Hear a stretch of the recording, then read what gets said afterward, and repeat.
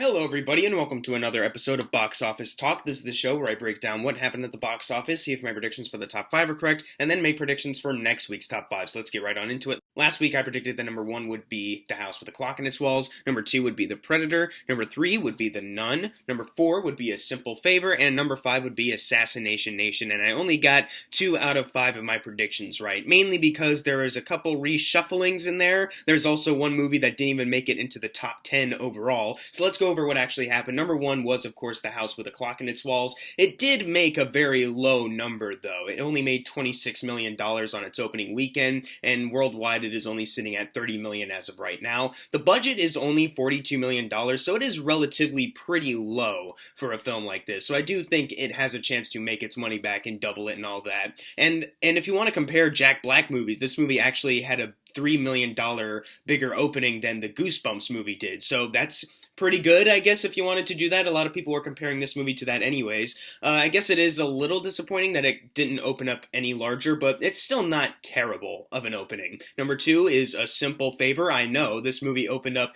below The Predator and The Nun last weekend. This time it's above them, making $10.4 million, adding to a domestic total of $32 million, and on the worldwide chart it is sitting at $42 million right now, which is doubled its $20 million budget. So that is very good. I told you guys last week I figured this movie would hold out very well in its second weekend, and look where we're at. It did very well this weekend. Thank goodness for that, because movies like number 3, The Nun, weren't very good. However, they make a lot of money, so whatever. It did make $10.2 million this weekend, and that adds to a domestic total of $100 million. In fact, it's $2 million away from outgrossing Annabelle 1 and The Conjuring 2 domestically, and $30 million away until it outgrosses the first Conjuring film. So, like I said, it's still on its way to become the highest grossing Conjuring film that we've gotten. Worldwide, it is also sitting at $292 million, so that just continues to prove the big success that this movie is. Luckily, though, there is another bad film out there that isn't a huge success at all, thank God. Number 4,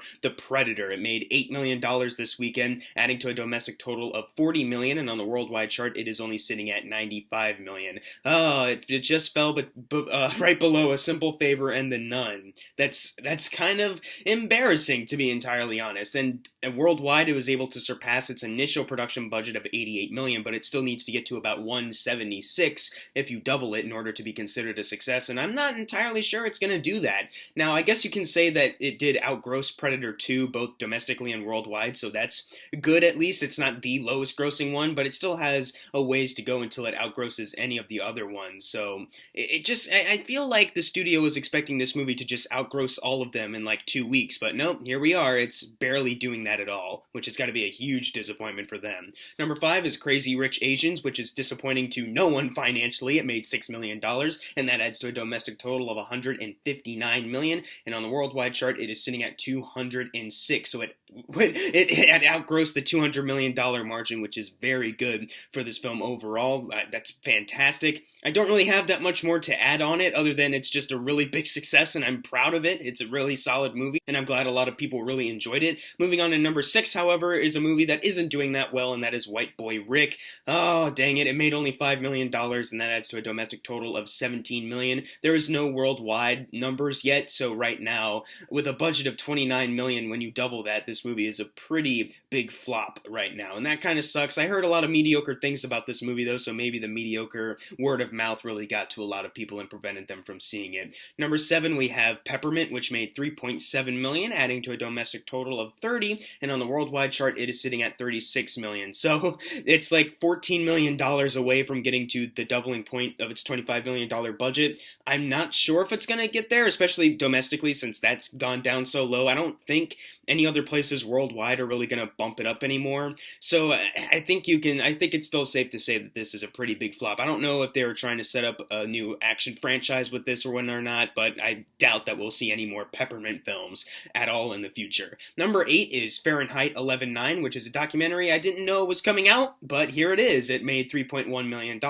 on a budget of I'm not entirely sure, but the fact that it's a documentary and it made $3.1 million, that's very good for this film. I don't think it'll have the same audience that Won't You Be My Neighbor neighbor will have, but hey, it made a little bit of money. Michael Moore, a lot of people know him, so they go to the theater to see it. In fact, I saw it. I saw it this weekend at the theater, and if you know what you're getting into, then you'll probably really like it. I can definitely see why it didn't make a whole lot of money, though, because there definitely will be a lot of audience members that will be immediately turned off by it. Number 9, we have The Meg, which made $2.3 million, adding to a domestic total of 140, and on the worldwide chart, it is sitting at $517 million. And I think it's safe to say that next weekend, The Meg will no longer be with us in the top 10, so all I'll have to say is thank you, John Turteltaub, and Jason Statham, and Lee Bingbing, and all of you guys for delivering on one crazy, crazy movie that actually made a lot more money than I think anyone was ever anticipating. That's phenomenal. And finally, number 10, one last time, Searching. It actually came back into the top 10, if I'm not mistaken, so that's very good for this film, making $2.1 million, adding to a domestic total of 23, and on the worldwide chart, it is sitting at $54 million. So congratulations to Searching as well for doing as well as it did, and I'm so happy that this film got made.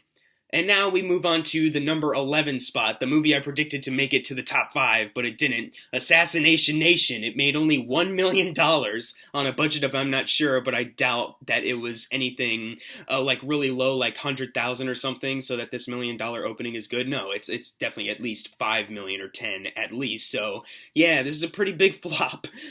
Sorry, I guess. I don't really care about this movie. I saw the trailers and was immediately turned off by them. So yeah, it's not surprising to me that it did flop, but this much, Jesus Christ. But now it's time for the fun part, the predictions for next week's top 5. Number 1, I think, will be Night School. Number 2, Smallfoot. Number 3, The House with a Clock in Its Walls. Number 4, Hellfest. And number 5, A Simple Favor. But what are your predictions for next week's top 5? Leave them in the comments below, and if you got your predictions right for this week, you're going to get a shout out right now. Unless you didn't get it right, then I'm sorry. And as always, thank you guys for watching. Make sure to subscribe. I'm Jackson Fulcher. See you guys next time.